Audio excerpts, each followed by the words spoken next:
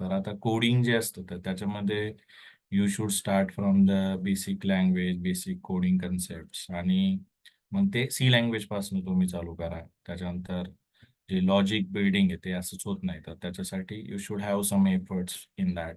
Start with some courses किंवा जे basic basic concepts आहेत ना, त्याच्यामध्ये डेटा टाईप असू द्या, व्हेरिएबल्स असू द्या, लूप्स असू द्या, स्विच केस असू द्या, पॉइंटर्स, ॲरे. तर असे खूप सारे कन्सेप्ट्स आहेत ते तुम्हाला शिकायचे असतात.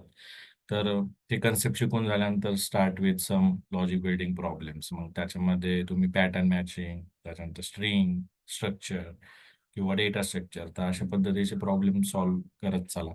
जेणेकरून तुम्हाला त्याच्यामध्ये कॉन्फिडन्स वाढेल आणि एक लँग्वेज जी आहे ती आपल्याला परफेक्ट यायला पाहिजे. म्हणजे मग ती सी लँग्वेज असू द्या, सी प्लस प्लस असू द्या, जावा असू द्या, त्याच्यानंतर पायथॉन असू द्या. तर ह्या सगळ्या ज्या लँग्वेजेस ह्या टॉप लँग्वेजेस आहेत. म्हणजे इंटरव्ह्यूमध्ये ज्यावेळेस आपण जातो, म्हणजे आता इंटरव्ह्यू कधी होणार?